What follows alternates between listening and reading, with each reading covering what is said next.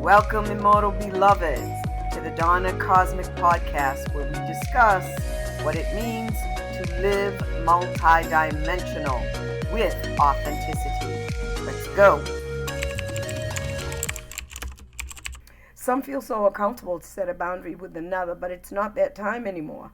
Our true nature is coming strongly on board as we're shedding layer after layer of density or veils or layers of illusion at what seems an accelerated rate. Take your pick of which it is for you, but the density shedding is happening. Boundaries must be set, especially now, to preserve the pond of clarity that I be. And if you find yourself relating to this message, then this applies to you as well. Even if you don't relate yet, keep listening because this is a very helpful message.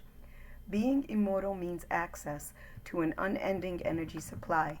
As multidimensional beings, no matter how high, and I put that word high in quotes, no matter how high we vibe, we will always have access to all dimensions. So it's our call to create, produce, or consume from either the illusory lower nature, which is basically fear and lack energies, which show up in many different octaves for sure, or create, produce, or consume from our innate DNA transmissions of the true nature. Let's get deeper into this. First of all, what is our pond of clarity? After we have surrendered lower vibrational densities to our etheric essence, those densities are then dissolved into truth, and we are left with an untouched clarity where we see, think, and feel from our atmospheric man, or Atman. Our pond of clarity is etheric, backfloating on the invisible harmonic waves of love. Love being the absolute strongest frequency in this entire realm, and also our true alchemical nature. Now that we have a keener grasp of what our pond of clarity actually means, let's talk about how setting boundaries and our pond of clarity go hand in hand. For now, I'll say lower and higher minds. The lower mind vibrates at a denser octave than the higher mind, so that lower mind will always find a reason to maintain non-harmonic connections. It's what it does. The lower or analytical mind really enjoys being useful and busy. So even when we are vibrating at more etheric octaves, the lower mind is busy at work in density realms, looking for something to do or to work on or something to keep itself alive. At that point, the dense energies are an actual entity. Dense energies are especially tenacious when they consist of old thoughts and feelings born from a personal story, say of pain or trauma, and carry with them an intense desperation to survive. Unknowingly, we are the ones that fed it its life juice. So as long as we are feeding dense energies or entities, we cannot expect to just automatically have or be a pond of clarity. It just doesn't work like that. We have to release and we have to set boundaries from all dense energies, both internal and external. The magic key is we have to do this, put boundaries in place, all without resistance, or we'll just reinforce the density. There's a time to speak a boundary and there's a time to set silent boundaries. The silent boundaries affect change on a subconscious level, which sets things in motion on the physical level. And once the boundaries are set silently, we then know how and are prepared to deal with dense energy that shows up in our physical experience. Non-physical energy always precedes physical energy. There's a state of consciousness of being where we no longer do or need to do what I'll call lower level work. I myself work primarily in the unseen realm. I've been working the unseen realm for eons, it seems, and it is no walk in the park and is not for the faint of heart. That says everything about just how alchemical this entire journey really is. Blossoming into our pre-existing golden nature comes with tremendous dense energy dissolution. Keep in mind, though, the souls who are still functioning from lower density realms, wherever they're vibing is perfect for them. When they mismanage their own energy spilling onto us, we don't have to wade in that muddy pool of consciousness. We can maintain our pond of clarity by remaining observant while setting the boundaries we are being guided intuitively to set. I'm just going to say it outright. An individual's poor behaviors projected toward us are pure pollution to our pond of clarity, and we don't have to take it or any part of it. The effects of setting a boundary works like a double-edged sword, having a double whammy effect in a great way.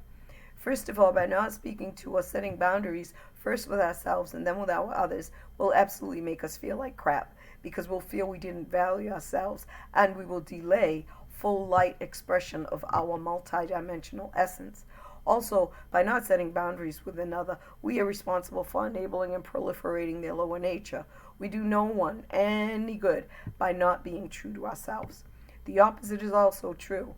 When we do set boundaries, we value ourselves, telling others we value ourselves, and we send an outspoken invitation out to that individual or individuals to drop that lower nature by letting them know their behavior is unacceptable for us. In turn, this can cause them to self-reflect and come into their higher self. Again, I use that word loosely. Whether or not they rise to the invitation is not our call. Our business is ourselves. To set a boundary, there's no need to go to war or drop our frequency. We don't have to forfeit our golden self, stop waiting in our etheric waters, or work to be the bright light we are. As soon as the healthy boundary is set, we naturally begin floating back into the crystal clear surface of our divine inner pond. No human body is ever going to be able to avoid adversity. Adversity is an unavoidable earmark of the earth walk.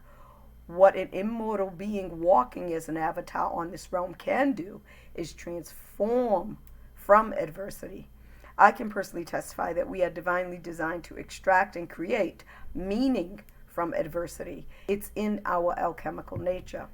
In my own experience, if the people around me hadn't offered betrayal over and over and over again, how would I have learned to own and stand in my power? How would I realize exactly just how powerful I am? Each soul that brought friction served a purpose. It's not about me playing victim, and it's not about me playing villain.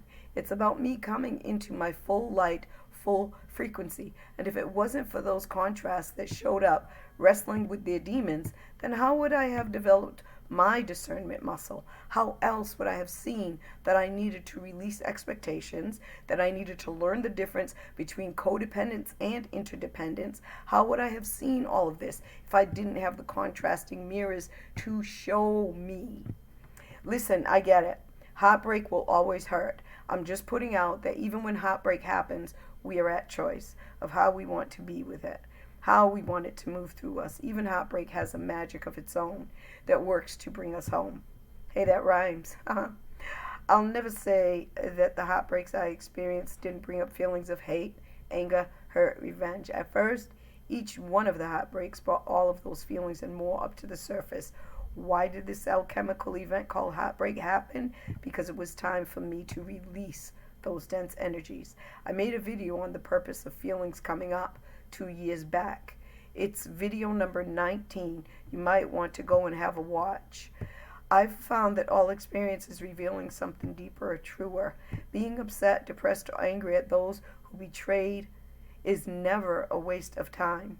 Inverting the way I look at the heartbreak experience in and of itself, I saw it did me a favor, a solid.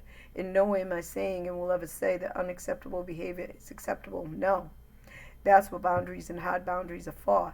It's just that instead of losing myself in the process of being faced with betrayals like abuse, neglect, or any heartbreak, I can stop looking at betrayals as loss and look at it as edification of my beautiful eternal soul.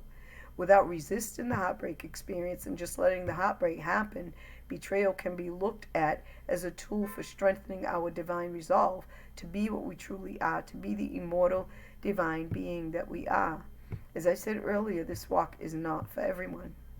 In essence, those souls help me to own my power. Who can be mad at that, really? I can say thank you and then leave those souls to the world of energy or leave them to the law. That's what that book we call the Bible is referring to when it says, "Vengeance is mine, saith the law." My purpose is to use those betrayals as opportunities to stretch deeper and know myself in a much more intimate way. Recently, I find myself re-releasing an old energy that is showing its remaining face to me. Is it fun? No. What it is another opportunity to glow brighter. So what I'm speaking to is a process. There's an Al-Anon saying, progress, not perfection. So set those boundaries, invert betrayal, and be easy with you. Man is an immortal being, intended to express as light full frequency, and the highest vibration man can live is being the authentic self. This concludes my Dawna Cosme podcast for today. Thank you for supporting Conscious Media. Watch for your questions answered and more enriching content in upcoming episodes. Find my pattern and spell-breaking books at lulu.com. I help free people from mental prisons. Leave here today with this truth. Break program, live authentic, because the alternative is an option for failure. If not now, when? See you at the next episode. Love, good health, and prosperity.